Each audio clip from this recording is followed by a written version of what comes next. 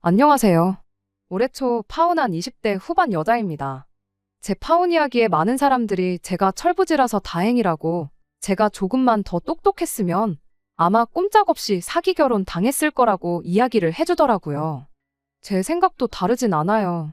그래도 이 파혼이 저를 인간으로서 한층 더 성장시켜주는 계기가 되지 않았나 싶네요. 처음에는 다 콩깍지 때문에 시작된 거나 마찬가지입니다. 결혼하기에 마땅한 사람이 곁에 있으면 굳이 30살 홍기가 찰 때까지 기다릴 이유가 뭐가 있나 싶었어요. 그리고 그때까지만 해도 저는 제 남자친구가 그 마땅한 사람이구나 착각 속에 살고 있었지요. 청혼도 제가 먼저 했어요.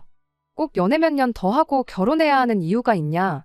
지금 하나, 내년에 하나, 내후년에 하나, 우리 둘이 결혼하는 건 똑같은 거 아니냐고 남자친구한테 제가 먼저 물었죠. 그 말을 했을 때만 해도 알겠다고 하루빨리 결혼해서 행복하게 살자던 남자친구였는데, 막상 그로부터 며칠이 지나 본격적인 결혼 이야기가 오가기 시작하니 남자친구가 별로 의욕도 없어 보이고, 결혼에 관한 이야기가 나오면 의도적으로 피하고 어려워하는 듯한 모습을 보여왔습니다. 만날 때마다 제 앞에서 무슨 이야기를 꺼낼까 말까 하는 모습을 몇 번 보다가 답답해진 제가 먼저 무슨 하고 싶은 말이라도 있는 거냐고 먼저 물어봤죠. 그리고 그제서야 남자친구가 저한테 사실은 자기가 부모님과 사이가 안 좋다는 이야기를 꺼내왔고요. 이야기를 들어보니 남자친구가 부모님하고 연락 안 하고 지낸 지가 벌써 수년 세월 지난 상황이랍니다. 그러고 보니 연애 1년 하는 동안 남자친구가 부모님에 대한 이야기 한 번 따로 한 적 없었고, 명절 때나 응당 부모님하고 시간을 보내야 할 그런 날들마다 어디 안 가고 집에 있고 그랬던 게 생각이 나더라고요. 남자친구가 힘들게 털어놓은 이야기는 이랬어요. 본가가 지방에 있고 자기는 대학교 때부터 집에서 나와 따로 살게 되었다고요. 그런데 그렇게 혼자 집에서 떨어져 나온 이유가 집안 형편이 어려워서 그랬던 이유가 가장 컸답니다. 대학교 들어갈 때쯤 해서 부모님이 하던 사업이 안 좋아지면서 부모님이 대학 가지 말고 일이나 해서 아버지 사업에 돈을 보태라고 했답니다. 당장 남자친구가 그 나이에 아르바이트 해봐야 그 당시 시급으로는 한 달에 100만 원 버는 것도 힘든 상황이었대요. 그런데 100만 원 남짓한 돈 보탠다고 뭐 망해가는 아버지 사업이 살아나기나 하냐고 대들었다네요. 그랬더니 부모님이 하는 말이, 네 말대로 꼴랑 네가 가져다준 100만 원으로 사업이 살아나는 건 아니지만 네가 대학만 포기하면 아낄 수 있는 돈이 얼마나 되는지 알고나 하는 소리냐고 그랬답니다. 말인즉슨 대학교 들어가서 나가는 남자친구 생활비부터 시작해서 학비까지 어떻게 도와줄 형편이 안 되었다는 거예요. 남자친구 부모님 입장에선 그런 사실을 직접적으로 말하기가 너무 마음이 아파서 그냥 직장이나 알아보라고 최대한 돌려서 말했던 거였다는데, 남자친구는 그동안 노력해온 것도 있고 학교까지 붙었는데 빚을 내서라도 도와주지는 못할 망정 꿈을 접고 돈이나 벌라는 부모님에게 크게 실망을 했다는 거죠. 그렇게 혼자서라도 잘 먹고 잘 살겠다 말하고 부모님 뜻을 거역하고 혼자 서울로 도망치듯 올라왔다는 겁니다. 그 뒤로 부모님하고 연락을 아예 안 하고 지낸 건 아닌데, 학자금 대출 받아서 학교 다니고 아르바이트 하면서 혼자 지내는 생활비 마련하는 자기한테 돈 좀 빌려줄 수 있냐는 연락을 받고는 그 뒤로 부모님한테 질려서 아예 연락을 끊고 지냈다고 해요. 군대 갈 때도 일부러 집에 말도 안 하고 혼자 다녀왔고, 대학교 들어가고부터 지금까지 부모 없이 고아처럼 혼자 지냈다. 이후에 자기가 이렇게 직장도 생기고 잘 풀렸지만 선뜻 부모님하고 다시 연락하고 지낼 용기가 생기지가 않아서 여전히 죽었는지 살았는지 소식도 모르고 지내고 있다. 뭐 그런 이야기를 하더군요. 그중에서 다시 연락하기 가장 두렵게 만들었던 건 그 이후로도 시간이 한참 지났는데 여전히 집안 형편이 어려운 상황이고 자기가 자리를 잡았다는 이야기에 혹시나 집에서 돈을 또 요구해오지 않을까, 그게 가장 무서웠대요. 그런 아픈 과거를 이야기하는데 참 오만 가지 생각이 들더라고요. 연애기간 1년, 긴 시간은 아니지만 그래도 남자친구가 그런 과거를 가지고 있는 사람치고는 사람이 많이 밝다고 생각했거든요. 부모님 지원 없이 혼자 힘으로 생활비 마련해가면서 대학교를 졸업하고 회사도 아는 사람이면 알만한 국내 내노라 하는 좋은 회사 중에 한 곳을 들어간 것도 참 대단하다 싶었어요. 저는 부모님 지원 받을 거 다 받으면서도 학교에서 성적도 그렇게 좋은 편도 아니었고 취직도 결국 지망하던 회사에는 면접 한번 못 가보고 합격한 회사들 중에 적당한 회사 골라 들어가서 다니고 있었으니까요. 아무튼 그동안 실없는 농담하고 그러던 모습과는 다르게 남자친구가 아픈 과거를 딛고 자수성가한 진국 중에 진국이었구나 하는 생각이 들기도 했습니다. 저와 비교해서 모자랄 게 없는 그런 사람처럼 보였죠. 사실 당장 남자친구가 부모님하고 연락을 안 하는 사이라고 해도 그게 저희가 결혼을 다시 생각해야 할 만큼의 큰 문제는 아니었다 보니 일단은 이 부분에 대해서는 나중에 짚고 넘어가자고 이야기를 했어요. 그 후로 남자친구를 저희 집에 먼저 인사를 시켰습니다. 그리고 결국 남자친구가 부모님과 관계가 소원하다는 이야기를 저희 부모님께서도 알게 되셨죠. 그 전까지야 저랑 남자친구 둘이서 부모님 없이 결혼을 한 해 만에 혼주석 양쪽 다 비워놓고 피로연 형식으로 결혼식을 올리네 어쩌네 그런 뜬구름 잡는 이야기만 주거니 받거니 하고 있었거든요. 그런데 이젠 저희 부모님도 이 상황을 알게 되셨으니 저희 부모님의 의중도 중요하다는 생각이 들었죠. 아니나 다를까 저희 부모님께서 그래도 결혼이 일륜지 대사인데 부모님이 돌아가신 것도 아닌데 어떻게 결혼 소식을 모르게 하고 결혼을 할 수 있겠냐 하고 이야기를 꺼내오셨어요. 물론 저희들 결정이 제일 중요하긴 하겠지만 그래도 도리상 결혼한다 말씀을 드리는 게 더 중요하지 않겠냐고요. 그 후에 결혼식에 남자친구 부모님이 오시는지 안 오시는지 부를 건지 안 부를 건지 혹은 혼주석을 비워두고 단촐하게 지인들만 초대해서 작게 결혼식을 올릴 건지 그건 그때 가서 정하는 게 맞는 거 아니냐고요. 저희 부모님 말이 사실 틀린 게 하나 없었다 보니 남자친구도 일단 부모님께 결혼 소식을 전하겠다고 대답을 했습니다. 그리고 얼마 뒤에 남자친구가 혼자서 고향집에 다녀오겠다는 이야기를 꺼내왔어요. 저는 왜 그런 자리를 나를 두고 가려느냐 따져 물었죠. 남자친구는 혹시 모르지 않냐고 괜히 갔다가 안 좋은 꼴을 볼 수도 있는 거고 당할 수도 있는 거고 모르는 일이지 않냐고요. 그럴 바에 맘 편하게 혼자 다녀오겠다고 하는데 암만 생각해봐도 그건 아닌 것 같았어요. 남자친구가 왜 때문에 부모님과 사이가 멀어졌는지 연락도 없이 지내는 건지 뻔히 알게 된 상황에 무슨 꼴을 보고 무슨 꼴을 당한다고 한들 그게 결혼까지 포기하게 만들 이유는 아니라고 생각했거든요. 오히려 내 시부모님이 되는 분들한테 얼굴도 모르고 존재도 모르는 며느리가 되는 것보다는 안 좋은 기억이 남더라도 후회할 일을 하는 것보다야 그게 100번 낫다고 생각했죠. 그렇게 저도 꼭같이 인사를 드리러 가야겠다 고집을 부렸더니 결국 남자친구가 저를 이기지 못하고 그럼 같이 다녀오자고 말을 꺼내왔지요. 사실 저는 부모님하고 떨어져 지낸 적이 없다 보니 남자친구 기분이 어떨지 도무지 상상이 가지 않았어요. 그래도 대학교 때부터면 10년이 넘는 세월 연락도 없이 지낸 건데 엄청 떨리지는 않을까 그런 생각이었거든요. 저조차도 그렇게 긴장이 되는데 그런데 남자친구는 10년 만에 부모님을 처음 만나러 가는 사람치고 긴장하는 모습도 떨려하는 모습도 걱정하는 눈치조차도 없었습니다. 한참을 타고 내려가야 했던 기차 안에서도 세상 아무 걱정 없다는 얼굴로 창문에 기대서 잠까지 자고 있었지요. 그리고 그렇게 남자친구의 고향에 도착을 했고 남자친구가 부모님이 기다리고 계시다는 곳에 저를 데려갔어요. 막상 약속 장소에 도착했더니 멀끔하다 못해 부티까지 나시는 두 분이 저희를 기다리고 계셨습니다. 그때까지만 해도 정말 그 자리가 눈물 없이는 볼 수 없는 그런 감동의 재회 자리가 되겠구나 싶었습니다. 남자친구는 부모님한테 내가 그동안 얼마나 외롭고 힘들었는지 아느냐 따지다가 그동안 마음고생 시켜서 죄송했다며 앞으로 효도하는 아들이 되겠다 눈물 콧물 쏟으며 질질 짤 줄 알았고 남자친구 부모님 또한 우리가 너를 다시 만나기 위해 얼마나 노력했는지 아느냐. 이제는 이렇게 다시 사업도 일으키고 떵떵거리며 살고 있다. 우리 다시 행복하게 한 가족으로 지내보자. 이런 유치한 아침 드라마 같은 내용이 펼쳐질 거라 생각했죠. 그리고 이런 재회를 가능케 만들어준 제 자신한테도 너무 뿌듯하기도 했어요. 그런데 생각보다 남자친구 부모님도 10년 만에 처음 다시 상봉한 가족치고는 서로들 반응이 시큰둥하더라고요. 밥은 잘 먹고 다니냐? 네, 잘 먹고 다녀요 하는 형식적인 인사 정도만 주고받은 게 다였어요. 10년 동안 연락도 없이 지낸 아들 안부는 밥 잘 먹고 다닌다는 말로 다 설명이 된 건지 그 이상 그 어떤 질문도 하지 않으셨습니다. 오히려 질문은 저한테 쏟아지기 시작했어요. 아들 결혼 상대가 궁금하시기야 했겠지만 그래도 감동의 재회를 하는데 그날 주인공은 제가 아니라 남자친구 그리고 남자친구 부모님이라고 생각했는데 이게 다 무슨 일인가 싶었습니다.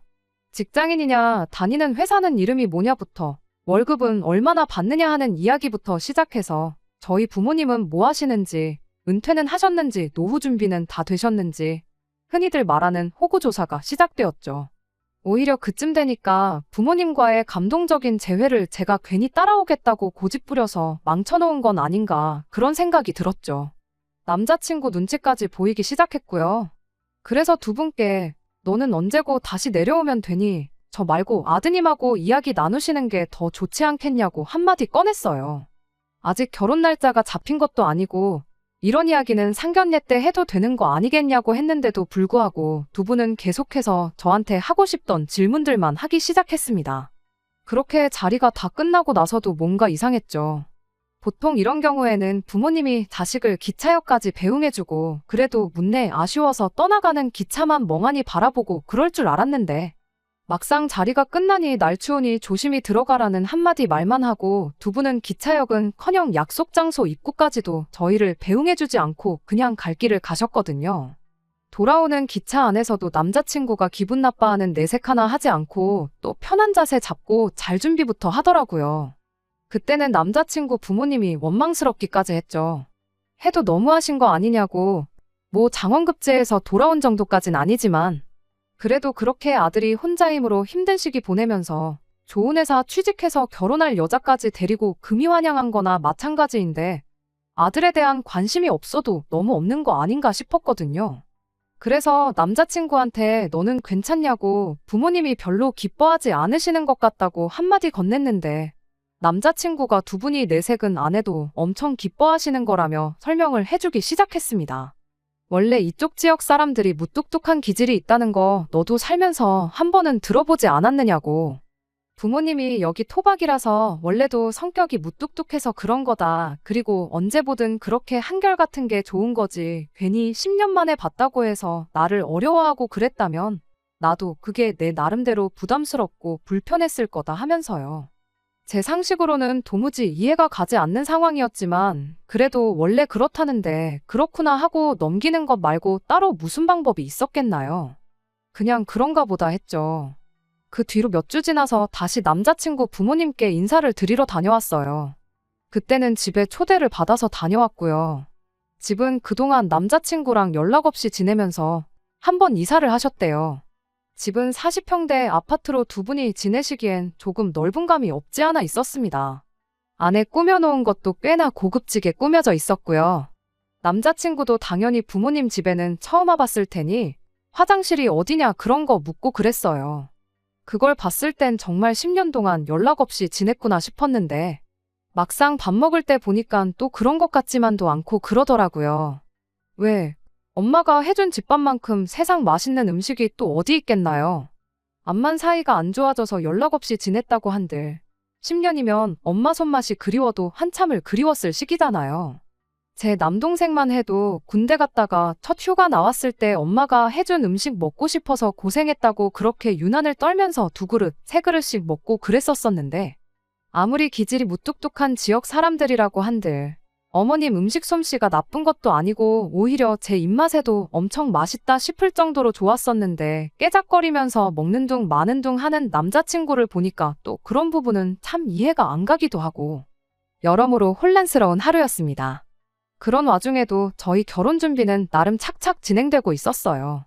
두 분이 멀리 살고 계시고 사업을 하고 있는 관계로 시간을 따로 내기가 어렵다 하여 상견례 날짜를 조율하는 데 있어서 조금 문제가 있었어요. 상견례를 안 했다고 결혼 준비를 미룰 이유는 없겠다 싶어서 저희는 저희 나름대로 열심히 결혼 준비를 하고 있던 상황이었고요. 식장이라든지 스드메 같은 것들은 따지고 보면 목돈이 들어가는 일이긴 했지만 결혼해서 살게 될 신혼집 구하는 거에 비하면 보잘것없는 비용이었어요. 그간 직장 생활하면서 제가 모아놓은 돈이 5천이었고 저희 부모님이 3억을 도와주시기로 이미 이야기가 되어 있는 상황이었고요. 남자친구가 모아놓은 돈은 3천만 원으로 월급에 비해 그렇게 많은 편은 아니었습니다. 아무래도 그동안 혼자임으로 쭉 살아왔고 학자금이며 이런 거 전부 대출받아서 했다 보니 당연히 당장은 모아놓은 돈이 부족할 수밖에 없다 싶었죠. 그런데 남자친구가 저희 집에서 3억을 도와주기로 했다는 이야기를 듣고는 일단 빌라나 오피스텔 전셋 같은 걸 알아보는 게 좋겠다는 이야기를 꺼내왔습니다.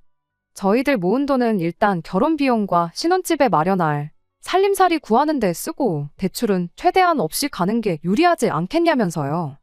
그래서 제가 남자친구한테 그게 무슨 말이냐 물어봤어요. 남자친구가 한다는 소리가 자기가 혼자 지내면서 학자금 갚고 그렇게 살아왔다 보니 대출 갚는 건 아주 이골이 났다고. 그러니까 형편 닿는 대로 신혼집을 대출 없이 구하고 결혼하고 나서 돈을 열심히 모으고 굴려서 그때 진짜 좋은 집으로 이사를 가자는 뜻이라며 설명을 하는 겁니다. 그렇게 나오니 솔직히 제가 돈 이야기를 하지 않을 수가 없었어요. 솔직히 남자친구 집이 과거에는 어려웠다지만 제 눈으로 직접 어느 정도 여유가 생긴 상황이란 걸 보고 왔었잖아요. 그래도 우리 집에서 3억이라는 큰 돈을 보태주기로 했는데 남자친구 집에서 3억까지는 아니라도 어느 정도 지원을 받는 게 공평하고 어떻게 보면 당연한 수순이라는 생각이 들었거든요. 그런데 남자친구가 단호하게 부모님께는 지원을 받을 생각이 없다며 거절을 하더라고요. 10년 만에 부모님과 다시 관계 회복을 한 건 좋은 일이긴 하지만 문제는 그 관계 회복을 한 계기가 우리 결혼 때문이지 않냐는 이야기를 하더라고요.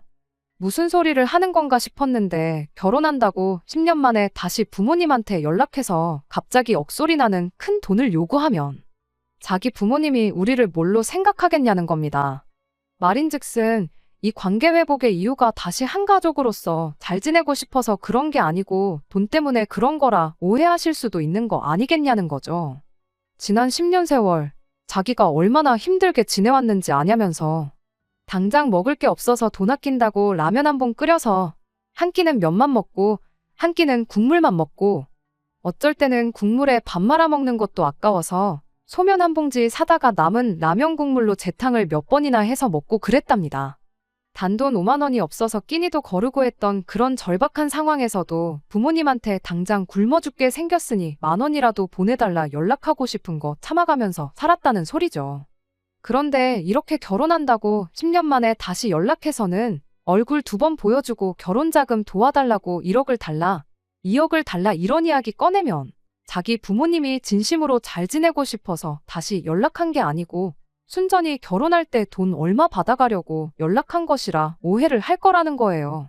자기야 자식이니까 얼굴에 철판 깔고 그럴 수 있겠지만 사이 안 좋은 거 뻔히 아는 상황에 집에 돈 받아오라고 시킨 저를 두 분이 안 좋게 보실 게 뻔하다는 거죠. 그러니까 부모님이 먼저 마음에 우러나와서 우리한테 경제적인 지원을 해주시겠다고 먼저 말을 꺼내기 전까진 우리가 직접적으로 먼저 요구를 해서는 안 된다는 겁니다. 모처럼 회복한 부모님과의 관계이니만큼 쓸모없는 오해를 사고 싶지 않다고. 특히나 자기 혼자만이면 상관없지만 이젠 저까지 껴있는 상황이니만큼 더더욱 부모님한테 우리가 돈에 환장해서 돈 때문에 다시 찾아온 것 같은 느낌을 주고 싶지 않다고요. 그러더니 여태껏 지난 10년간 부모님 도움 없이 전부 내 힘으로 다 해왔지 않느냐며 분명히 어느 순간엔 우리가 먼저 말을 하지 않아도 부모님이 먼저 저희한테 경제적인 지원을 해주실 것이라는 소리를 해왔어요. 두 분이 원래 사업이 어려워지기 전에 씀씀이가 좋은 분이셨다. 뭐 하나라도 더 해주고 싶어 하시는 분들이고 여유가 있으면 있는 대로 분명히 해주실 분들이니 당장 돈 얼마 지원 못 받는 걸 아쉽게 생각할 것 없다고. 그런 식으로 재차 이야기를 하더라고요. 그때는 느낌이 쎄했다기보다 그럴 수도 있겠다 생각했었죠. 아무래도 시기상 저는 얼굴 2번 내비친 게 전부고 남자친구 또한 저보다 전화 몇 통 더 드렸던 것밖에 없었으니까 말이죠. 상견례도 하지 않은 상황인데 난데없이 예비 처가에서 3억을 해준다는데 부모님은 얼마를 해주실 거냐부터 묻는다면 남자친구 말대로 돈 때문에 연락한 건가 충분히 오해할 수도 있겠다는 생각이었어요. 결과적으로는 그 말을 그대로 믿은 게 저한테는 오히려 득이 되었습니다. 사실 남자친구랑 특히 결혼 이야기 오고 가면서 남자친구의 몰랐던 과거를 알게 되면서 저 스스로 반성을 한 게 많았거든요. 남자친구는 부모님 도움도 없이 저렇게 모든 걸 다 이뤄냈는데 나는 자립심이라고는 눈꼽만치도 없구나. 당장 내가 내 인생에서 부모님을 빼면 나 스스로 뭘 할 수 있을까 하는 자기 반성이요. 말씀드린 대로 저는 부모님의 아낌없는 지원에도 불구하고 학교 성적도 별 볼 일 없었고 취직도 그냥 적당한 곳 한 게 전부였고 심지어 아직도 부모님 집에 살면서 생활비라고 한 푼 드리는 거 없이 편하게만 살고 있었거든요. 결혼도 그렇죠. 내 돈이 아니라 부모님 돈이니까 와닿지가 않는 거지. 3억이 보통 큰 돈은 아니잖아요. 제가 앞으로 3억을 모으려면 얼마나 걸리려나 생각해보면 언제인지 확신도 안 설 만큼 까마득한 액수인데 당장 부모님이 해주신다고 하니까 3억이 돈도 아닌 것 같고 당장 3억으로 서울에 무슨 집을 구하나 싶고 그랬으니 외로움을 버티며 자립심 있게 혼자 모든 걸 다 해결한 남자친구와 비교했을 때 제 자신이 얼마나 한심해 보였겠나요. 그래서 그때 한참 고민하다가 끝내 결심을 했죠. 일단 남자친구 말대로 당장 남자친구 집에 그 어떤 지원을 기대하지 않기로요. 그리고 내친 김에 저도 저희 부모님이 지원해 주시기로 했던 그 3억을 안 받기로 결심을 했죠. 네가 안 받아오니 나도 안 받는다 홧김에 그렇게 생각한 게 아니었어요. 말씀드린 대로 남자친구가 여태껏 혼자 힘으로 이뤄놓은 것에 비해 제 자신이 너무 보잘것없고 한심해 보였기에 저 또한 남자친구가 해온 대로 부모님 도움 없이 스스로의 힘으로 살다 보면 결혼도 하는 만큼 한층 어른스러운 사람이 되지 않겠나 하는 생각이었습니다. 그리고 그날 이후 남자친구를 만나 이런 제 생각을 전해줬어요. 남자친구 말대로 우리가 결혼하는 거지 부모님들이 결혼하는 것도 아닌데 우리 힘으로 한번 어디까지 할 수 있나 해보자고요. 그랬더니 남자친구가 벙찐 얼굴로 그래도 해주시기로 한 건데 그걸 포기하긴 좀 그렇진 않느냐고 대답하길래 그렇지 않다고. 애초에 맡겨놓은 돈도 아닌데 당연한 듯 받아가는 것부터 잘못된 거라고. 형편 닿는 대로 빌라 같은 거 구해 살자고 하지 않았냐. 다행히 우리가 모아놓은 돈이 한 푼도 없는 게 아니지 않냐. 오빠는 대출 때문에 고생했던 거 생각하면 치가 떨린다고 했는데 나는 그 기분이 어떤 기분인지 모른다고. 요즘 대출 없이 사는 사람 어디 있겠냐. 당장 모자란 비용은 내가 내 이름으로 대출받고 내 돈으로 갚을 테니 걱정 말라고 했어요. 인생의 경험이 중요한 법이지 않냐고. 나도 이참에 자립심 키워서 부모님 도움 없이 어디까지 해나갈 수 있나 한번 해보고 싶다고요. 남자친구는 끝까지 저를 뜯어말렸어요. 아예 부모님한테 지원을 안 받을 생각은 아니라고. 타이밍상 지금 물어보기 조금 그래서 그런 거지. 결혼 생활하면서 차곡차곡 부모님하고 관계를 회복하면 그때 가서 얼마든 지원을 받아올 거라면서 저를 설득하기 시작했고요. 저는 그런 남자친구의 제안에 그건 그때 가서 생각하자고 했습니다. 그때가 왔을 때 애초에 우리가 성공해 있으면 그 돈은 아예 안 받아도 되는 돈 아니겠냐고요. 역으로 그때가 왔을 때 우리가 경제적으로 허덕이고 힘든 상황이라면 그럼 그때 가선 염치불구하고 부모님들 지원을 받으면 되는 거 아니겠냐 했죠. 제가 모처럼 결심한 거 내 의지를 꺾을 생각 없다고 강하게 나갔더니 남자친구도 어쩔 수 없다는 듯 그럼 우리 힘으로 한번 열심히 살아보자고 그래도 집에 가서 한번 다시 생각은 해보라고 저한테 한마디 하고는 이야기를 끝냈습니다. 그리고 남자친구와 헤어지고 나서 집에 가서도 부모님께 결혼할 때 해주시기로 한 그 돈은 안 받겠다고 말씀드렸어요. 저희 부모님께서는 그 돈은 애초에 처음부터 저 해주려고 오래전부터 굴리던 돈이고 두 분 노후나 그런 거에 아무 상관없으니 부담 갖지 말고 받아가라 하셨어요. 아니면 그냥 안 받은 셈 치고 그 돈을 가지고만 있으라고도 하셨죠. 주머니에 돈이 있고 없고 차이가 엄청 크다면서 어떻게든 그 돈을 저한테 주시려고 했는데 그럼 차라리 나중을 위해 계속 그 돈을 굴려달라고 부탁드렸어요. 나중에 더 큰 돈이 돼서 돌아올 수도 있는 거고 내가 굴리는 것보다야 부모님이 굴려주시는 게 더 안전하지 않겠냐고. 그러니 그 돈은 제가 벌써 받은 거라 치고 다시 부모님한테 맡겨놓은 셈 치겠다고 했죠. 처음에는 부모님이 돈을 지원해 주신다 하니 저랑 남자친구가 모아놓은 돈으로 호텔 결혼식이며 유럽으로 신혼여행이며 그런 허세 가득한 계획을 생각하고 있었어요. 막상 그런 거 포기하게 되면 아쉬울 수도 있겠다 싶었는데 부모님한테 말씀드리고 실제로 그 돈을 포기하게 되니 아쉽기는커녕 속이 다 후련하더라고요. 진짜 부모님의 아무런 지원 없이 혼자 힘으로 헤쳐나가게 되었구나 걱정 반, 설렘 반으로 남자친구한테 전화를 했죠. 최종적으로 부모님한테 지원 안 받기로 이야기하고 왔다고요. 그런데 그때처럼 우리 힘으로 한번 잘 헤쳐나가 보자고 한마디 해줄 줄 알았던 남자친구가 굉장히 언짢은 말투로 네가 기어이 일을 그르친다면서 저보고 살면서 세상 힘든 일을 겪어본 적이 없으니 뭐가 똥이고 된장인지 구분도 못한다는 심한 말을 하더군요. 잘 생각했다, 대견하다, 뭐 그런 칭찬 듣고 싶어서 그런 건 아니지만 다짜고짜 똥된장 따지면서 정신 못 차렸다는 식으로 이야기하니 기분이 좋을 리가 없었죠. 그래서 남자친구한테 어차피 대출도 내가 받아서 내 돈으로 다 갚는다고 했고 나중에 오빠가 지원을 받아오게 되면 그때 가서 나도 똑같이 돈을 받아오기로 했는데 뭐 문제되는 거 있냐고 곧바로 따져 물었죠. 남자친구는 끝내 제 고집을 이기지 못했습니다. 아니, 져준 척 했던 걸 수도 있죠. 말은 제가 하자는 대로 하자고 따라줬지만 실제로는 결혼 준비하면서 제가 직접 계산기 두드려보고 하다 보면 부모님 지원 없이 결혼한다고 생각한 건 말도 안 되는 거다 하고 직접 느낄 줄 알았나 봐요.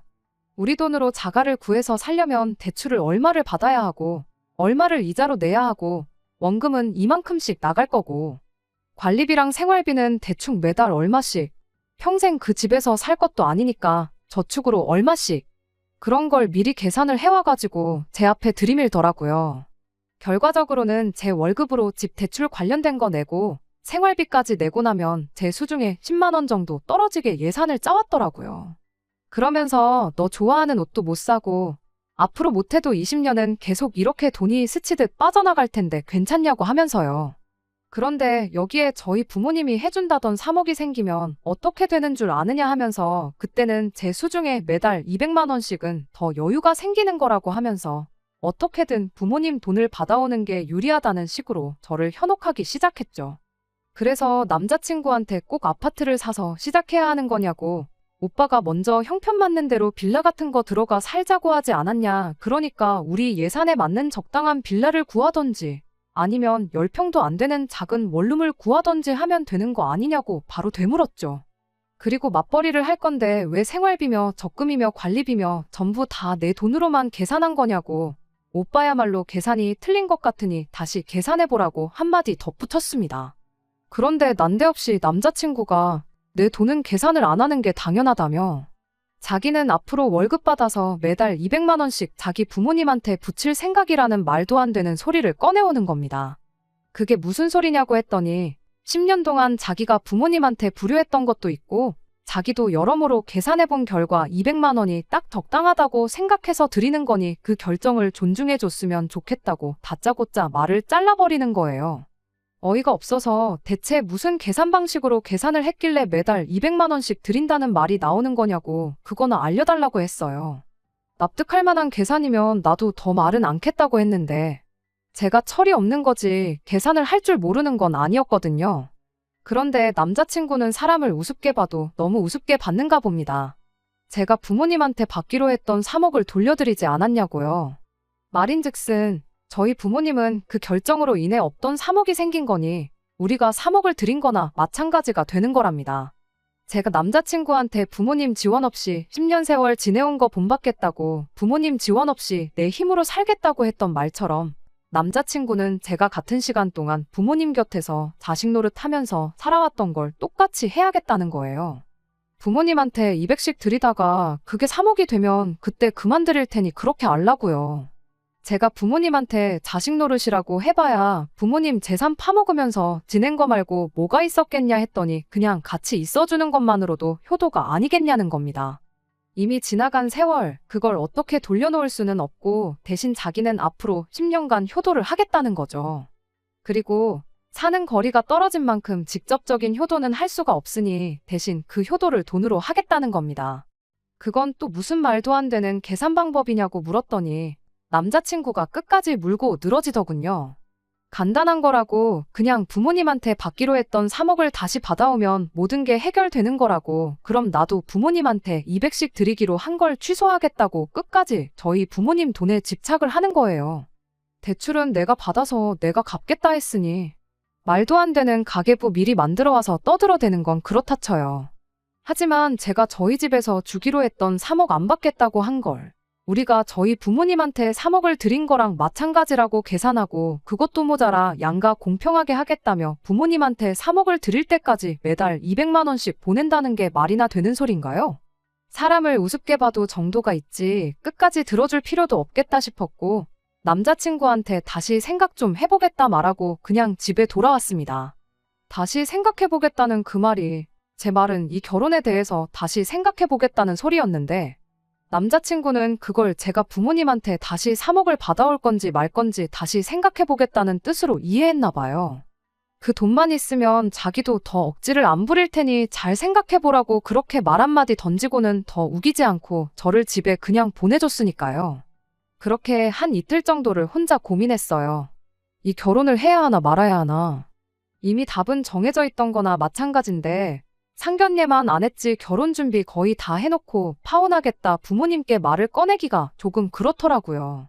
그러던 중 이게 다 남자친구가 그 3억을 어떻게든 소나귀에 넣으려고 개수작을 부리는 거라는 확신을 갖게 해주는 일이 있게 되었습니다. 그래도 결혼한다고 미리 찍어놓은 웨딩 사진을 제 톡 사진으로 해놓고 있었거든요. 그런데 저희 회사 거래처에 있는 직원분이 그 사진을 봤었나 봐요. 회사 일로 거래처분을 만나게 되는 일이 있었는데 그분이 저보고 혹시 결혼할 사람이 누구누구냐며 남자친구 이름을 대는 겁니다. 그분이 말해주길 남자친구와 같은 대학교를 나왔대요. 이것도 인연인데 청첩장 좀 달라고 하더라고요. 그러면서 혼자 주절거리길 엄청난 마마보이라서 결혼 같은 거 못할 줄 알았는데 하면서 남자친구 과거 이야기를 해주더라고요. 그런데 마마보이라는 말을 듣고 정신이 퍼뜩 들었죠. 마마보이라는 게 무슨 소리냐고 자세히 좀 이야기해달라고 물었는데 제 반응을 보고는 그분이 조금 부담스러워하는 눈치였어요. 혹시 자기가 입을 잘못 놀렸다가 결혼에 문제라도 생기면 그게 무슨 민폐냐고 말을 꺼리더라고요. 계속해서 그 사람을 닥달해 충격적인 남자친구의 과거 이야기를 듣게 되었습니다. 학교에서 모르는 사람이 없을 정도로 엄청난 마마보이였다고요. 아들 혼자 서울에서 지내는 게 걱정된다고 아예 어머니가 자취방에 따라와서 같이 살았더래요. 같이 술 먹으러 가자고 해도 엄마가 기다려서 안 된다 하면서 다 같이 모이는 자리에 참석을 거의 안 하다시피 했답니다. 조별과제 때문에 남자친구 집에 다 같이 모였던 적이 있었는데 그때는 어머님이 엄청 극성스럽게 우리 아들하고 친하게 좀 지내달라며 먹을 것도 엄청 해다 주시고 과제가 다 끝나고 나서는 우리 아들 좀 같이 데리고 좀 놀아달라며 용돈도 쥐어주시고 그랬다는 거예요. 방학 때는 어머님이 그때 같이 과제했던 조원들을 집으로 초대해서 식사도 하고 그랬다는데 이야기를 듣고도 제 귀를 믿을 수가 없었죠.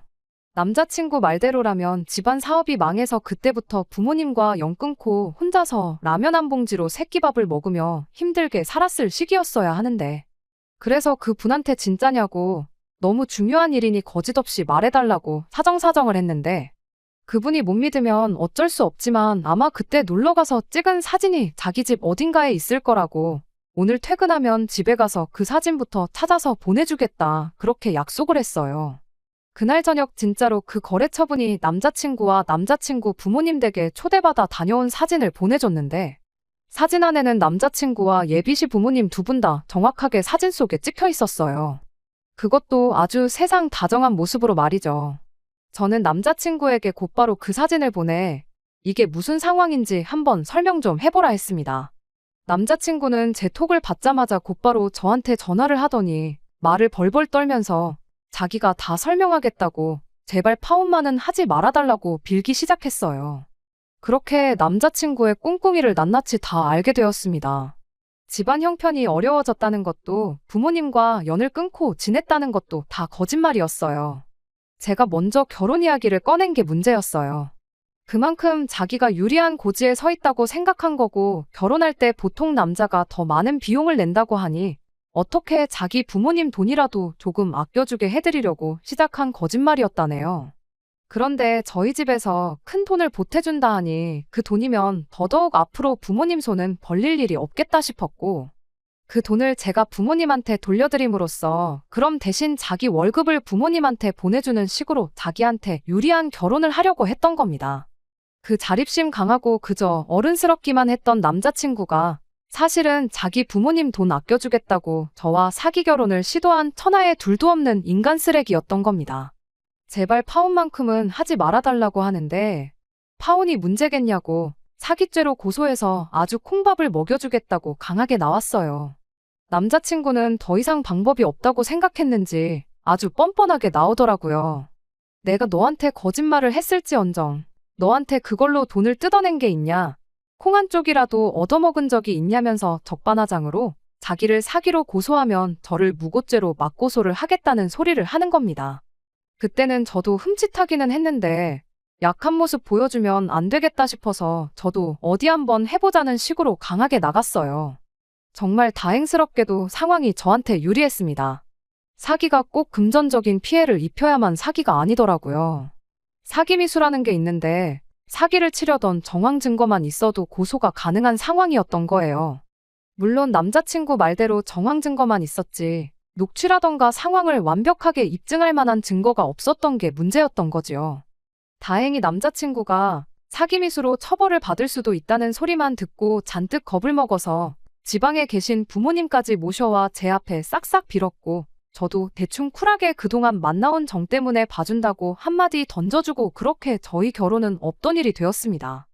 작정하고 속이려 드는 사람을 간파할 방법은 없겠지만 제가 너무 서둘렀고 사람 보는 눈도 없었어요. 다른 사람들 말 맞다나 오히려 제가 철이 없던 게 천만 다행이었던 것 같습니다. 조금이라도 이 속 챙기고 했으면 부모님 돈을 돌려드리겠다는 게 아니고 일단 그 돈으로 결혼부터 하고 몇 년 지나 남자친구 집에서 지원을 받아올 생각을 했을 수도 있으니까요. 이번 일을 겪으면서 저도 정신적으로 조금 성숙해진 것 같습니다. 다른 건 몰라도 이제 부모님께 걱정 덜 끼치고 제 앞가림 제가 스스로 해나가는 그런 사람이 되도록 노력하려고요. 끝까지 들어주셔서 감사합니다. 오늘의 사연은 여기까지입니다. 구독과 좋아요, 알람 설정 부탁드리고 더 좋은 사연으로 다시 찾아뵙겠습니다. 감사합니다.